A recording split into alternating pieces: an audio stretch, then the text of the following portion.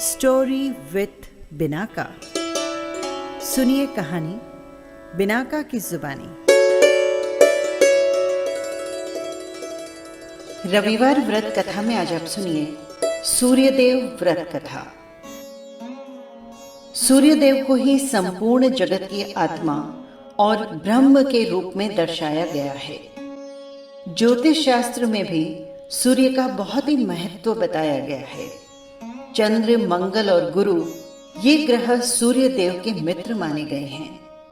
सर्व मनोकामनाओं की पूर्ति हेतु रविवार का व्रत श्रेष्ठ है। इस व्रत की विधि कुछ इस प्रकार है। प्रातः काल स्नान आदि से निवृत्त होकर स्वच्छ वस्त्र धारण करें, शांत चित्त होकर परमात्मा का स्मरण करें, भोजन एक समय करें। भोजन तथा फलाहार सूर्य के प्रकाश रहते ही कर लेना चाहिए। दूसरे दिन सूर्य उदय हो जाने पर अर्घ्य देने के बाद ही भोजन करें। व्रत के अंत में व्रत कथा सुननी चाहिए। व्रत के दिन यथाशक्ति नमकीन या तेल युक्त भोजन नहीं करना चाहिए। इस व्रत के करने से मान सम्मान बढ़ता है और शत्रुओं का क्षय होता है।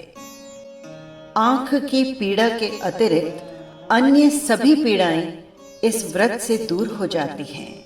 व्रत की कथा कुछ इस प्रकार है। एक बुढ़िया थी। उसका नियम था प्रति रविवार को सवेरे ही स्नान आदि करके अपने घर को गोबर से लीप कर और उसके बाद भोजन तैयार करके भगवान को भोग लगाती और तत्पश्चात स्वयं भोजन करती। ऐसे व्रत करने से उसका घर अनेक प्रकार के धन धान्य से पूर्ण था। श्री हरि की कृपा से घर में किसी भी प्रकार का विघ्न या दुख नहीं था।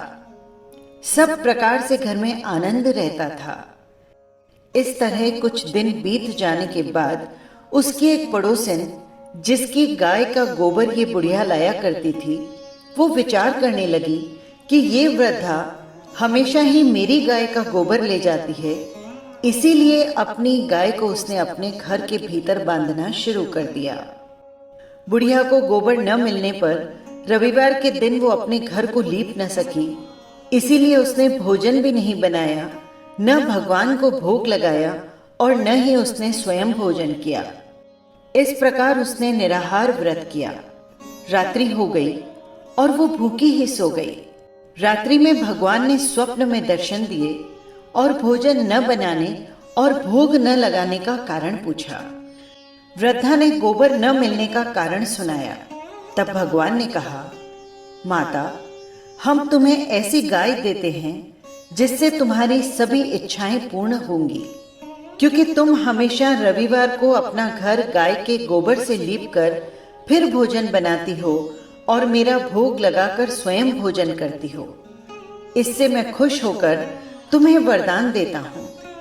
निर्धन को धन और बांझ स्त्रियों को पुत्र देकर दुखों को दूर करता हूँ और उनके अंत समय में उन्हें मोक्ष प्रदान करता हूँ। स्वप्न में ऐसा वरदान देकर भगवान तो अंतर ध्यान हो गए और वृद्धा की आंख खुली तो वो क्या देखती है? घर के आंगन में एक अति सुंदर गाय और बछड़ा बंधे हुए हैं। वो गाय और बछड़े को देखकर बहुत प्रसन्न हुई और उसको घर के बाहर बांध दिया। वहीं पर खाने के लिए उनको चारा भी डाल दिया। जब उनकी पड़ोसन ने बुढ़िया के घर के बाहर अति सुंदर गाय और बछड़े को देखा तो द्वेष के कारण उसका हृदय जल उठा और उसने देखा कि गाय ने सोने का गोबर किया है, तो वो उस गाय का गोबर ले गई और अपनी गाय का गोबर उसकी जगह रखकर चली गई। वो नित्य प्रति ऐसा करती रही और सीधी सादी बुढ़िया को इसकी खबर तक नहीं थी। तब सर्वव्यापी ईश्वर ने सोचा कि चालाक पड़ोसन के कर्म से बुढ़िया ठगी जा रही है, तो ईश्वर ने संध्या के समय अपनी माया से बड़े जोर से आंधी चला दी। बुढ़िया ने आंधी के भय से अपनी गाय को घर के भीतर बांध लिया। प्रातः काल जब वृद्धा ने देखा कि गाय ने सोने का गोबर दिया है तो उसके आश्चर्य की सीमा न रही और वो प्रतिदिन गाय को घर के भीतर ही बांधने लगी। उधर पड़ोसिन ने देखा कि बुढ़िया गाय को घर के भीतर बांधने लगी है और उसका सोने का गोबर उठाने का ये दाव नहीं चल रहा, तो वो ईर्ष्या और डाह से और भी ज्यादा जल उठी और कुछ भी उपाय न देखकर पड़ोसन ने उस देश के राजा की सभा में जाकर राजा से कहा, महाराज, मेरे पड़ोस में एक वृद्धा है और उसके पास ऐसी गाय है जो आप जैसे राजाओं के ही योग्य है।